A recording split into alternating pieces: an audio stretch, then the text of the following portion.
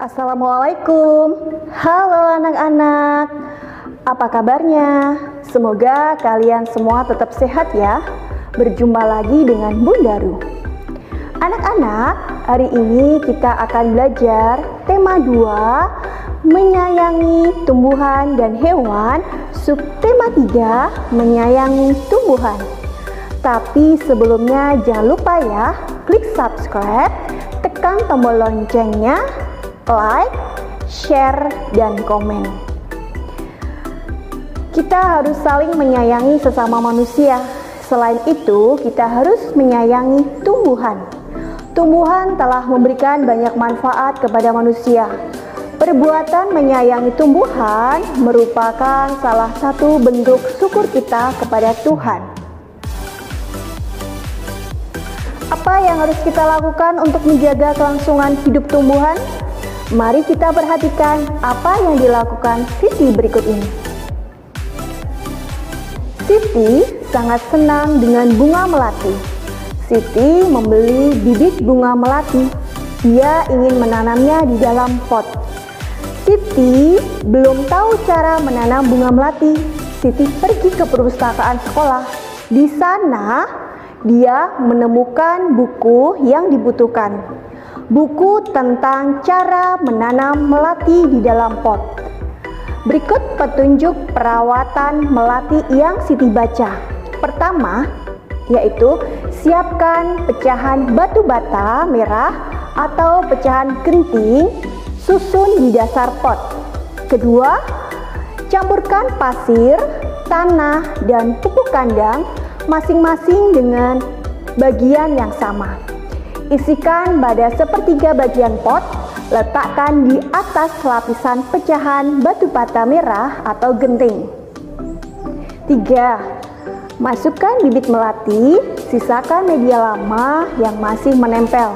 Tujuannya agar tanaman dapat beradaptasi dengan media baru. Keempat, tambahkan campuran pasir, tanah, dan pupuk kandang. Jangan isi pot sampai penuh. Sisakan 2 cm dari bibir pot untuk memudahkan penyiraman. Kelima, pastikan tanaman dapat berdiri kokoh. 6. Siram tanaman dengan air secukupnya. 7. Bersihkan bagian luar pot dari kotoran. Letakkan pot di tempat yang diinginkan. Selain dengan membaca buku, kita juga bisa mendapat informasi tentang cara merawat tanaman dengan cara melakukan wawancara. Sebelum melakukan wawancara, kita harus membuat daftar pertanyaan terlebih dahulu. Kita bisa mendatangi penjual bunga untuk bertanya tentang cara perawatan bunga yang akan kita tanam. Jika kita ingin mengetahui perawatan suatu tanaman, kita harus bertanya kepada orang yang memahaminya. Tanaman apa yang ingin kamu ketahui perawatannya? Lakukanlah wawancara dengan orang yang memahami cara perawatannya.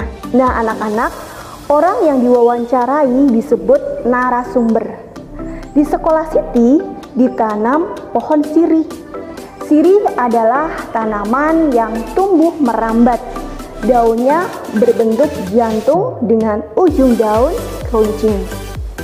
Panjang daun sirih sekitar 5-8 cm dan lebar 2-5 cm. Jika daunnya diremas akan mengeluarkan bau khas.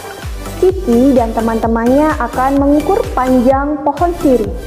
Sebelum mengukur pohon sirih, Siti dan teman-temannya belajar tentang garis bilangan.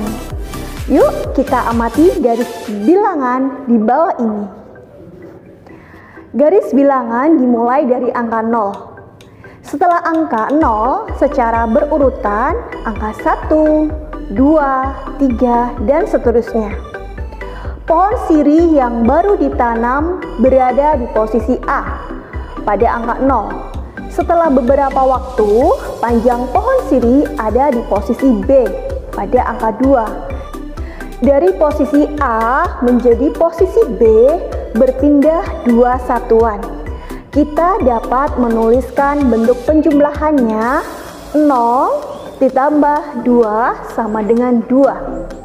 Contoh lainnya, panjang pohon sirih ada di posisi angka 3. Setelah beberapa waktu, pohon sirih bertambah 2 satuan. Dari garis bilangan di atas, kita tulis dalam bentuk penjumlahannya adalah 3 ditambah 2 sama dengan 5. Nah, nanti kalian coba ya. Siti sedang membantu ibu merapikan lemari baju. Di lemari ada beberapa kain batik milik ibu. Siti memperhatikan motif yang ada pada kain batik. Ada bermacam-macam motif daun dan bunga. Siti sangat tertarik dengan motif daun dan bunga. Setelah membantu ibu, Siti menggambar hiasan dengan motif tumbuhan. Dari keempat gambar tersebut, mana motif yang paling kamu sukai? Apa yang menarik dari motif yang kamu sukai? Ayo anak-anak, amati gambar berikut ini. Ini adalah gambar Dayu dan keluarganya. Setiap anggota keluarga mempunyai kewajiban dan hak masing-masing. Hak dan kewajibannya tergantung dari perannya di dalam keluarga. Di dalam keluarga ada ayah, ibu, dan anak.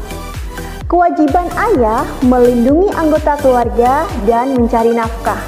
Kewajiban ibu merawat anak-anak dan mengurus rumah tangga. Kewajiban anak yaitu menghormati orang tua, belajar dengan tekun. Kewajiban anak juga termasuk tugas-tugas yang harus dilakukan di rumah. Contohnya, kewajiban Dayu yaitu menyiram tanaman. Cukup sekian pembelajaran dari Bu Daru, semoga ilmunya bermanfaat. Tetap semangat, patuhi protokol kesehatan. Terima kasih. Wassalamualaikum.